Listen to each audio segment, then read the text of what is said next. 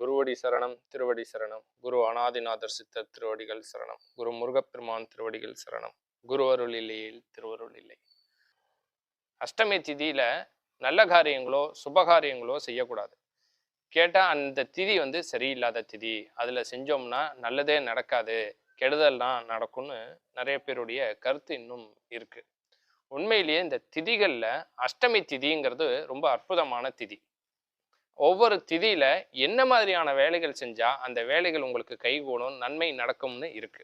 பொதுவாகவே சொல்லுவாங்க இல்லையா, ஆண் மூலம் அரசாலும் பெண் மூலம் நிர்மூலம், மகத்தில் பிறந்தால் ஜெகத்தை ஆளலாம்னு சில வாய்வழி சொற்கள்லாம் இருக்கு. அஷ்டமி திதியில இதை செஞ்சு பாருங்க, உங்க வீட்டில் எந்த அளவுக்கு செல்வ செழிப்பு வருதுங்கிறத நீங்களே கண்கூட தெரிஞ்சுக்க முடியும். முக்கியமா அஷ்டமி அப்படிங்கும் போதே 8ன்னு அர்த்தம். 8 அஷ்டம்னால அஷ்டலக்ஷ்மியோடைய திதி தான் அஷ்டமி திதி. இன்னும் சொல்ல போனோம் அப்படின்னா, நம்ம வீட்டில் இருக்கக்கூடிய மூதாதையர்கள், நீங்க உங்களுடைய குலதெய்வம் பெண் தெய்வமா இருந்தா உங்க வீட்டில் இறந்தவங்கள்லாம் இருப்பாங்கன்னு சொல்லியிருப்பாங்க. உங்க முன்னோர்கள்ல இறந்தவங்க பட்டவன் பட்டத்தலைச்சின்னு சொல்லுவாங்க. என் தங்கச்சி இறந்தாங்க, எங்க அத்தை இறந்துருக்காங்க, அவங்கள வழிபாடு பண்ணிக்கிட்டு இருக்கோம்லாம். அந்த மாதிரி அந்த அஷ்டமி திதியில உங்க மூதாதையர்கள்ல இறந்த பெண்களை அந்த திதியில நீங்க வழிபாடு பண்ணி பாருங்க. உங்க வீட்டுல ரொம்ப அற்புதமா இறை ஆற்றலும் தெய்வ சக்தியும் இருக்கும். அது மட்டும் இல்லாத அந்த திதியில நீங்க பூஜை கடைகள்லயோ நாட்டு மருந்து கடையிலயோ போய் கேட்டா தெரியும், புணுகு அப்படின்னு கேட்டா அந்த புணுகு வாங்கி பைரவருக்கு சாத்தி பைரவருக்கு வில்வ இலையால அர்ச்சனை செய்து பாருங்க.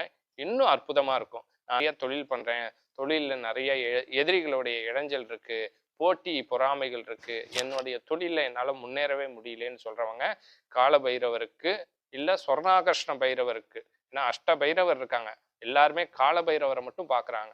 சில இடங்கள்ல கால பைரவர் இருக்கு, சில இடங்கள்ல சொர்ணாகர்ஷ்ண பைரவர் இருக்கு.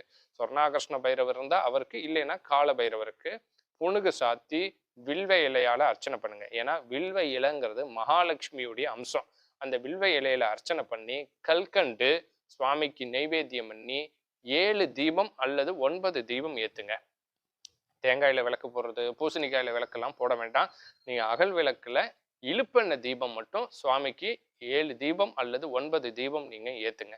ஏத்தி அந்த வில்வ இலையில புணுக கொஞ்சம் எடுத்து வாங்கிட்டு உங்களுடைய பீரோ கல்லாப்பெட்டியில வைங்க.